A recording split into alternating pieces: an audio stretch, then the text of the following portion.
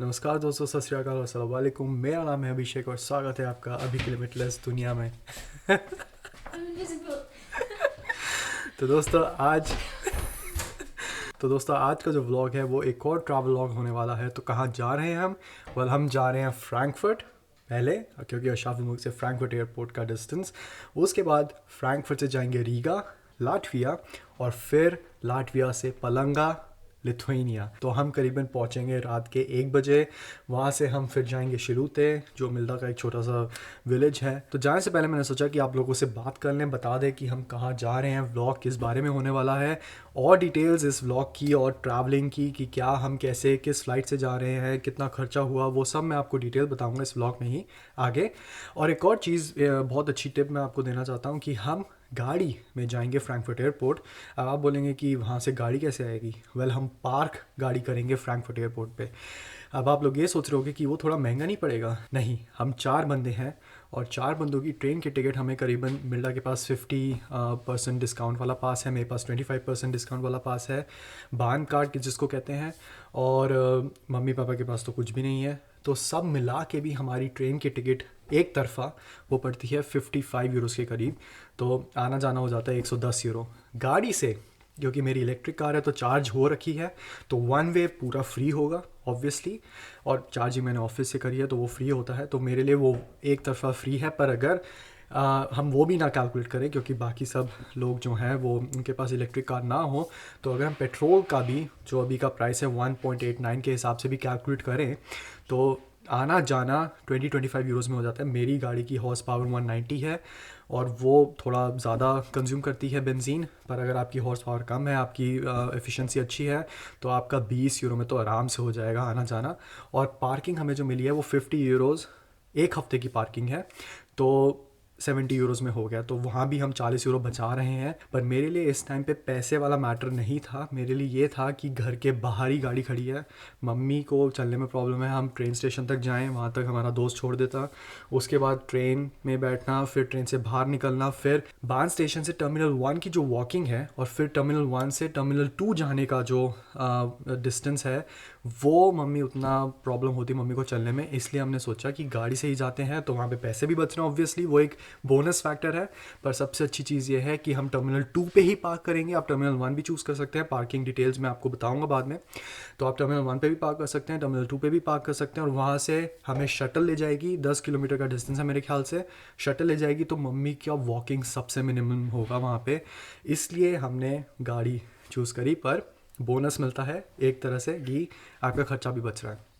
Obviously अगर आपके पास बान कार्ड है, अब आप सिर्फ कपल हो, तो ऑफ कोर्स आपको गाड़ी थोड़ी महंगी पड़ेगी rather than going by train. तो फ़िलहाल के लिए इतना ही, अब निकलते हैं, टाइम होने वाला है, तो आगे व्लॉग कंटिन्यू करते हैं जर्नी पे।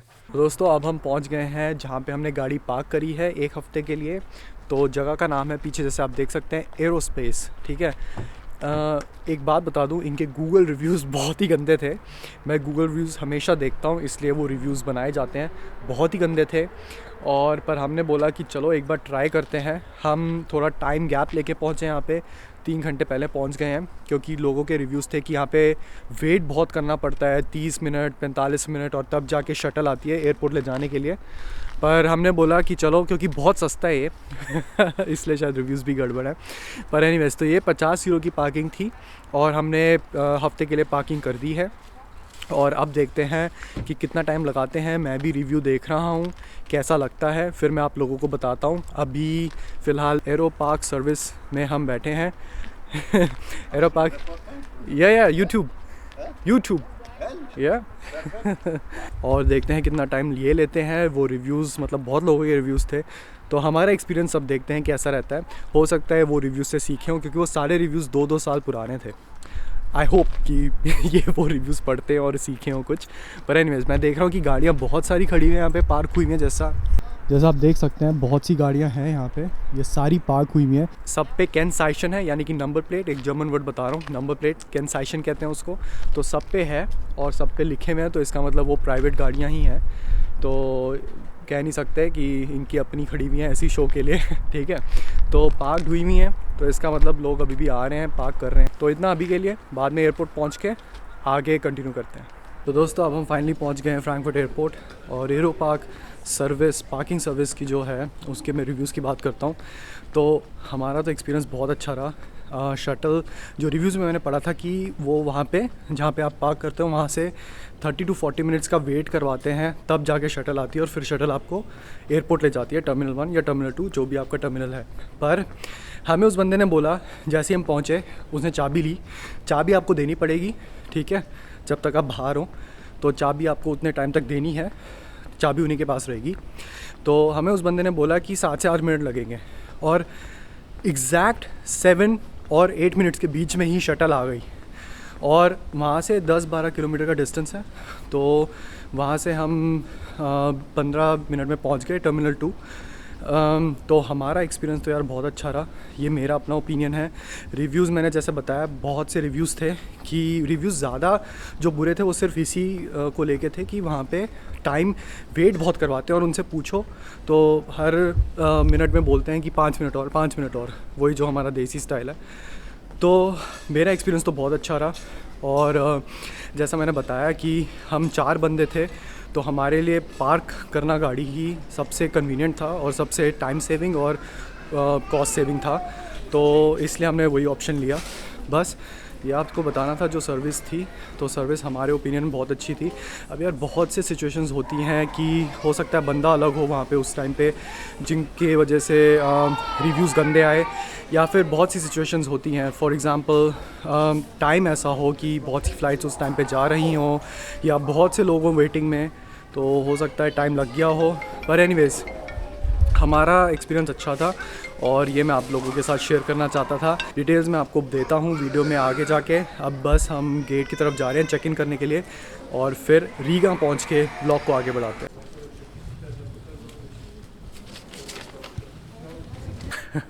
अभी डिक्लेयर हुआ है कि फ़्लाइट डिले है 50 मिनट्स से, तो मैंने सोचा कि एक दो चीज़ें आपको इन्फॉर्म कर दूं। ये हो सकता है स्पेशली जब विद इन यूरोप आप ट्रैवल कर रहे हो और स्पेशली इन कंडीशंस में। अब इस वक्त कुछ स्ट्राइक्स भी चल रही हैं फ्रैंकफर्ट में, फ्रैंकफर्ट एयरपोर्ट से, तो फ़्लाइट्स में थोड़ा डिले है। हमारी कनेक्टिंग फ़्लाइट रीगा से है, पर वो अगर आप फ़र्स्ट टाइम ट्रैवलर हो ऐसे कि connecting flights with in Europe आप ले रहे हो तो फ़िक्र करने की ज़रूरत नहीं है, वो सारा उनका टेंशन है, वो सब अरेंज करके देंगे आपको, तो वो बेफ़िक्र रहिए। दूसरी चीज़ मैं आपको ये बताना चाहता था कि जब आप लिक्विड कैरी कर रहे हो ना विद इन यूरोप, कोई भी आप फ़्लाइट ले रहे हो तो 100 ml से ज़्यादा आपका एक लिक्विड की बॉटल नहीं होनी चाहिए। ये बहुत ध्यान रखिएगा, नहीं तो वो फेंक देंगे उसी वक्त, तो वो ध्यान रखिएगा। और आपके जो सारे प्रोडक्ट्स हैं लिक्विड प्रोडक्ट्स, ठीक है, क्रीम हो गया या आप फेस वॉश ले जा रहे हो या बॉडी लोशन ले जा रहे हो या फिर बॉडी वॉश ले जा रहे हो, तो वो पहली बात 100 ml से ज़्यादा नहीं होनी चाहिए एक बॉटल, और दूसरा वो एक ज़िप प्लास्टिक ज़िप बैग में होनी चाहिए, ट्रांसपेरेंट बैग। अगर आपके पास वो नहीं है तो वहाँ पे जो सिक्योरिटी चेक इन के टाइम पे जो ऑफिसर होगा वो आपको देगा, ठीक है, तो वो भी फ़िक्र करने की बात नहीं है। अपने आप से ले जाओ, नहीं होता भूल जाते हो तो याद रखना कि वो आप पहले प्रोडक्ट सारे निकाल लो और फिर वो आपको वो बैग देंगे, ज़िप लॉक वाला बैग होता है वो देंगे आपको, प्रोवाइड करेंगे, तो उसकी फ़िक्र नहीं है। बस आप अपने प्रोडक्ट्स सारे निकाल के ट्रे में रख लेना जब आप सिक्योरिटी में जाते हो।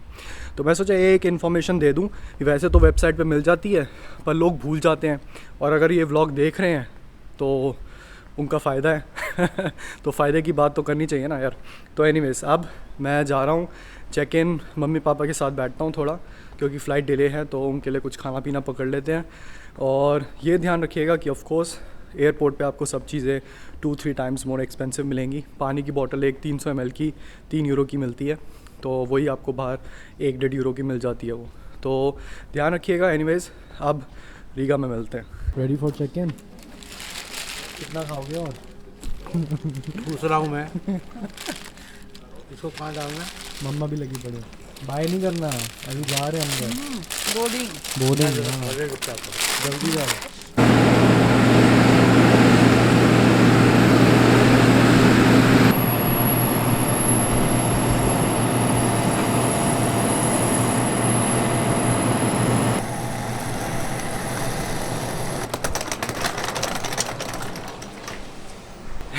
यार रीगा में बिल्कुल कैमरा निकालने का टाइम ही नहीं मिला।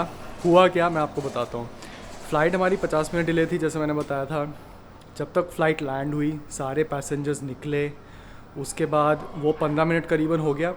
फिर बस आनी थी शटल जो हमें टर्मिनल तक ले जाती, वो 8 मिनट की राइड है, प्लस पहली शटल फुल थी तो दूसरी आई, दूसरी में 2-3 मिनट लग गए आने में, तो वो हमें 10 मिनट लग गए। यहाँ पे हमारा पूरा जो और हमारा ट्रांजिट टाइम जो था, जो रीगा एयरपोर्ट से पलंगा की फ़्लाइट पकड़नी थी, वो 1.25 घंटे का था।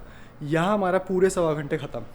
फ़्लाइट में बता दिया गया था कि जो पलंगा वाली फ़्लाइट है वो ऑन टाइम है, यानी कि हमारे पास वही ऑप्शन है, दूसरी कोई फ़्लाइट हमें असाइन नहीं होगी, तो वही फ़्लाइट थी हमारी। और जब तक हम टर्मिनल पहुँचे वहाँ पे लैंड क्रू था वहाँ पे, और उन्होंने बताया कि आपका ये गेट है और गेट तक 10 मिनट की वॉक है। और उसने ये भी बताया, तब हमने बताया कि मम्मी यार चल नहीं सकती, तो उन्होंने बोला मम्मी को भेज दिया जाएगा इलेक्ट्रिकल वैन से, पर आप लोग 10-15 मिनट तक पहुँचो, मैक्सिमम 10 मिनट, मैक्सिमम 15 मिनट का डिले फ़्लाइट मतलब रुकेगी आपके लिए, क्योंकि आप ही 4 पैसेंजर्स बचे और कोई नहीं है। तो 15 मिनट हमारे पास थे, तो इसलिए बस उसमें हम भागे, मैं, पापा और मिल्डा। तो इसलिए मुझे बिल्कुल टाइम नहीं मिला कैमरा निकालूं और रीगा में वीडियो बनाऊं। और अब हम पहुंच गए हैं फाइनली पलंगा। और कैसा लग रहा है पलंगा पहुंच के? अरे तो इसको रखना, इसको खींचने में तो time. It was very nice trip. Nice trip. 2 flights together, yes. चलो 1 delayed at Frankfurt. अब हम मिल्डा का बैगेज कलेक्ट कर रहे हैं। मिल्डा का बैगेज 23 kg का था, तो एक्स्ट्रा लगेज जो था वो चेक इन के लिए, क्योंकि हम बहुत सारे गिफ्ट्स ले जा रहे हैं और एक बैग तो बड़ा होना चाहिए था। मेरा, मम्मी और पापा का, हमारा सिर्फ 7 kg का जो चेक इन लगेज है वही है। और check in luggage by the way, जब आप यूरोप में ट्रैवल कर रहे हो तो चेक इन लगेज का ना एक साइज़ होता है, मैं आपको दिखा देता हूँ, डायमेंशंस मैं डिस्क्रिप्शन में डाल दूँगा।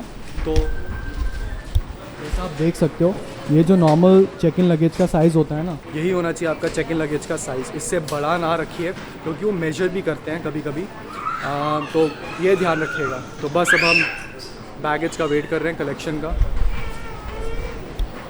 Only we are left in the whole airport of Palanga. सिर्फ हम बचे हैं एयरपोर्ट पे, आखिरी 4 बंदे पलंगा के एयरपोर्ट पे, the best ones. Honey, take your bag. I think my mom is here. Look, my mom is in the window.